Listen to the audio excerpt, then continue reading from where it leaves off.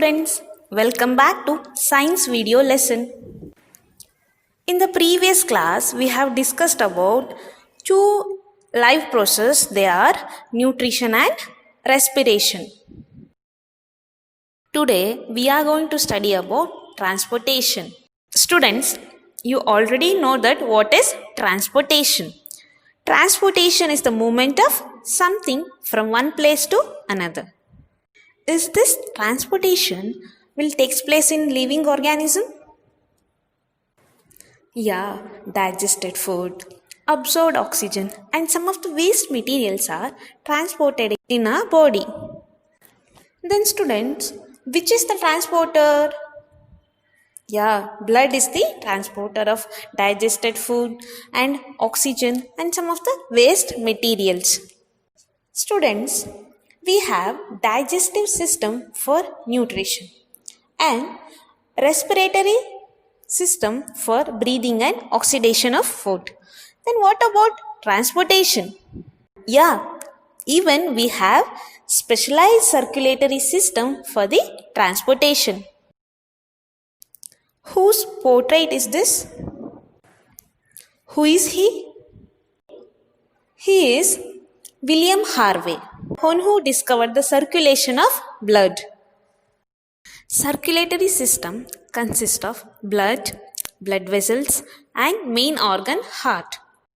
The oxygenated blood means oxygen rich blood and deoxygenated blood, that is carbon dioxide rich blood, is transported by the circulatory system. Now we are going to discuss about blood. Students, you know that the blood is the transporter. Blood is the fluid connective tissue. What are the components of blood? Blood is made up of 55% of plasma and 45% of blood cells. Students, you already know that which are the blood cells. They are RBC and WBC. Students, plasma is the liquid portion of the blood. It transports the food, oxygen and carbon dioxide and waste material. RBC is the red blood cell. So this red blood cells, they transport the oxygen. So which is the pigment which is present in RBC? Yeah, it is hemoglobin. Hemoglobin binds the oxygen. Then what about white blood cells? They are soldiers of our body. Students, why are they called as soldiers of our body? Because it kills the harmful microbes and it protects our body. Hence, they are called as soldiers of our body. You have observed during injury, the blood loss will be more. Then, how our body overcomes the situation? At that time, platelets helps in the clotting of the blood and it prevents the loss of blood. Children, remember there is no pure or impure blood. Oxygen rich blood is called as simply pure blood and carbon dioxide rich blood is called as impure blood because carbon dioxide is a waste material. So remember always there is no pure blood and impure blood. Now we are going to see about blood vessels. These blood vessels act as pipe for the flow of blood. Arteries, they carry the oxygenated blood. They carry the oxygenated blood from the heart to all the parts of our body. Through the arteries, the oxygenated blood is transported from heart to all the parts of our body. These arteries are thick wall and elastic in nature. Why are they thick walled vessels? You know that the blood which is coming from the heart is pressurized blood. Arteries should withhold that pressurized blood. Hence, they are thick walled vessels. Another blood vessels are veins. Veins collect the deoxygenated blood from all the parts of the body and it brings back to the heart. Veins transport the deoxygenated blood from all the parts of our body to the heart. They are thin-walled vessels. I think you know the reason. The blood which is coming from all the parts of our body is not at high pressure. It is not pressurized blood. Hence, the veins are thin-walled vessels. Students, arteries and veins are the main vessels. These main vessels are not contact with each cells of our body. Then how the blood reaches to the each cells of our body? It is through the capillaries. Capillaries are the tiny blood vessels. They are contact with the each cells of our body. And also they connect the arteries and veins together. Exchange of food, water and oxygen etc. It will take place between the blood and the cells of our body through the capillaries. Heart. Heart is the main organ in circulatory system. And it is muscular organ. Its size, it's about the size of your fist. In an adult, heart weight ranges between 250 to 350 gram. In males, it weighs 280 to 340 gram. In female, heart weight ranges from 230 to 280 gram. Students, then where the heart is located? Heart is located in the chest cavity at the space between the two lungs, and it is slightly shifted towards the left hand side. Now we are going to discuss about structure of heart. Heart has 4 chambers. Upper chambers are called atria and lower chambers are called as ventricles. Upper chambers are called as atria and lower chambers are called as ventricles.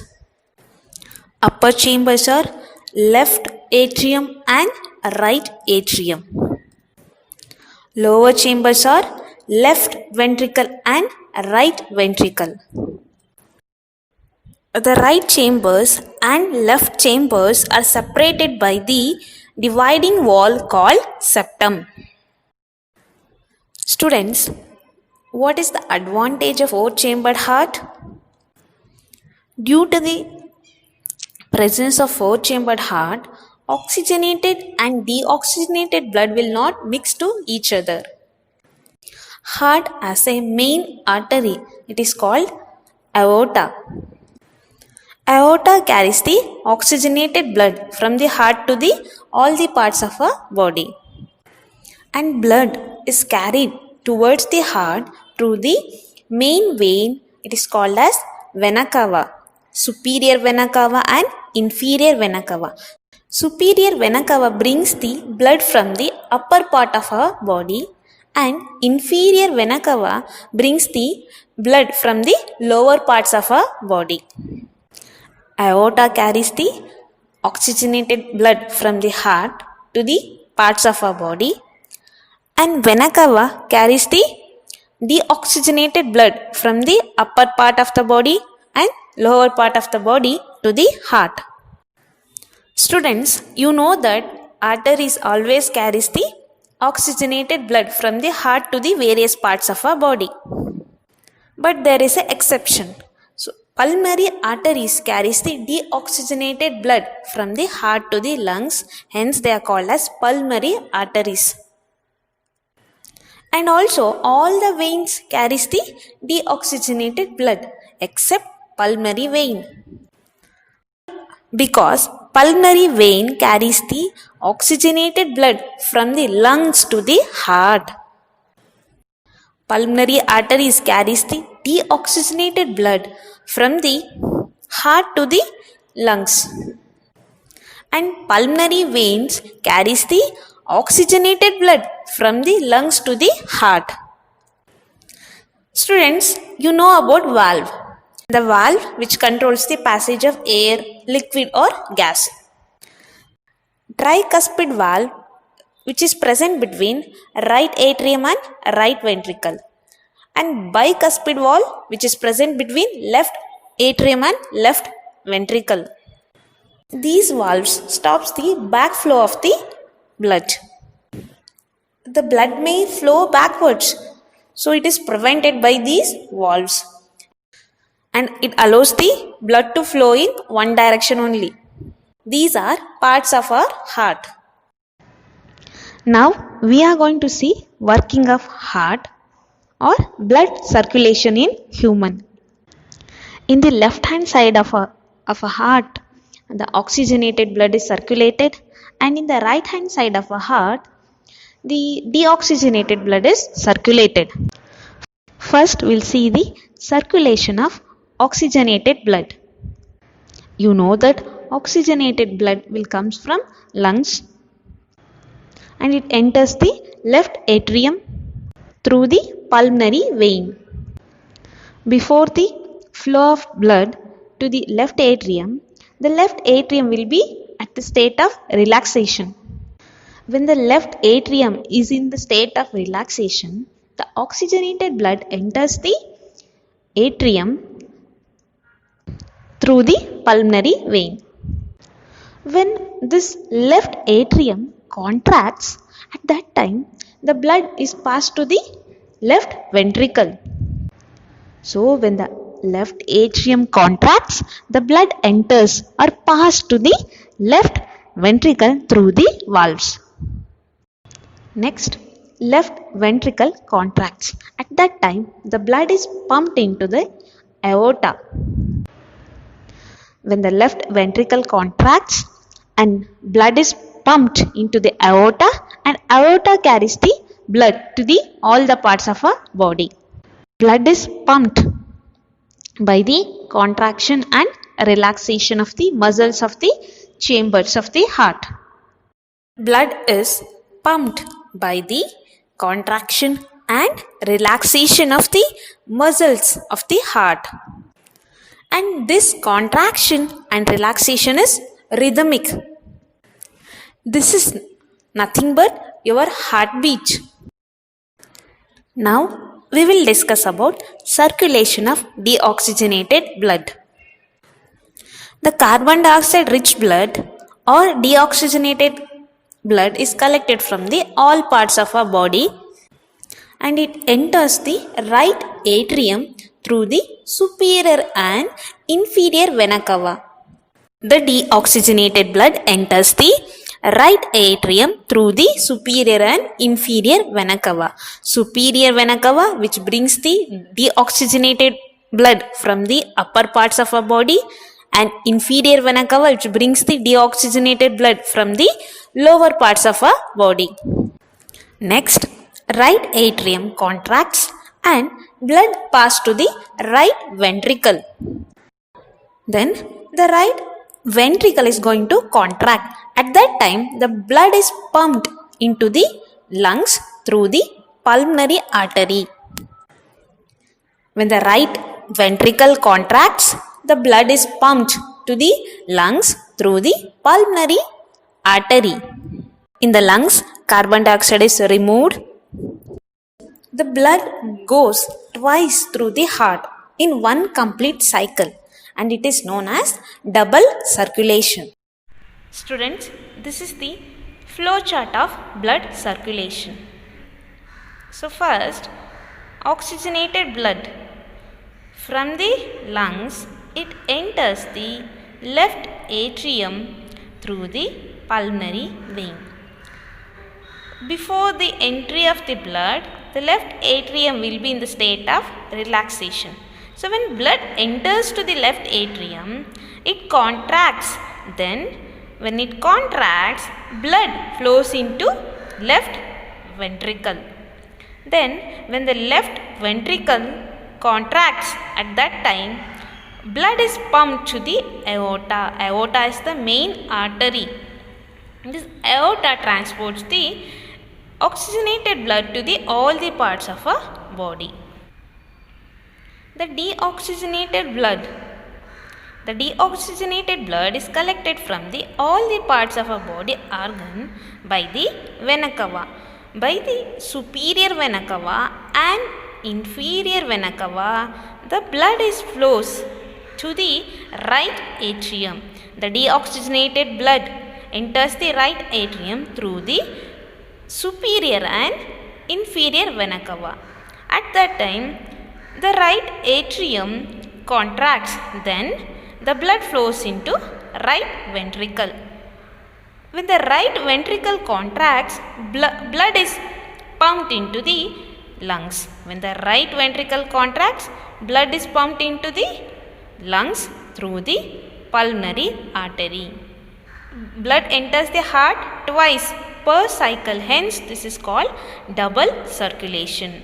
So the blood flows twice into the heart, hence this is called as double circulation. Mammals and birds have four-chambered heart. Four-chambered heart which prevents the mixing of oxygenated and deoxygenated blood, and also it provides the efficient supply of oxygen. Mammals and birds are warm-blooded animals. They need more energy to maintain their body temperature. Hence, efficient oxygen supply should be there. So, this four-chambered heart provides the efficient supply of the oxygen. Amphibians and reptiles have a three-chambered heart, and it allows the some mixing of oxygenated and deoxygenated blood, because they don't use their energy to maintain the body temperature. Amphibians and reptiles, they don't use the energy to maintain their body temperature. Main reason is they are cold-blooded animals. In the case of mammals and birds, they use their energy to maintain their body temperature because they are warm-blooded animals. From this, we can say that mammals and birds requires more efficient supply of oxygen. So, this is fulfilled by the four-chambered heart. Lymph, it is a colorless fluid present in intracellular spaces. And this lymph transports the digested fats, and also it drains the excess of fluid from the intracellular spaces and back into the blood.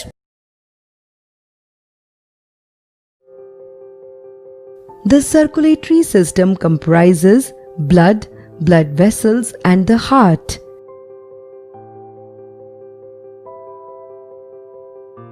The heart is the central organ for pumping the blood throughout the body. Heart is made up of strong cardiac muscles. Heart pumps liquid blood. The right upper atrium receives deoxygenated blood from whole body, which is pumped into right ventricle below, and it sends the blood to lungs for oxygenation via pulmonary artery.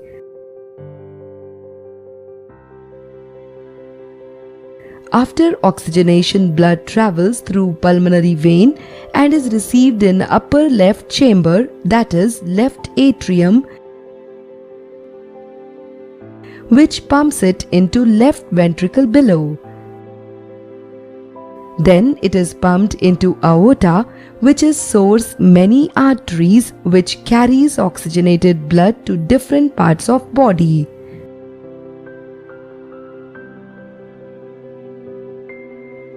Arteries get divided into very narrow blood capillaries where exchange of substances takes place. Capillaries forms a web-like network to reach maximum cells. Capillaries join together to form veins. Isn't it a sophisticated system?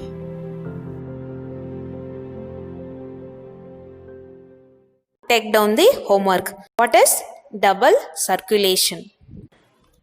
Second question is, what is the advantage of having four-chambered heart? Third question is differentiate between arteries and veins. Fourth question is draw a neat label diagram of human heart.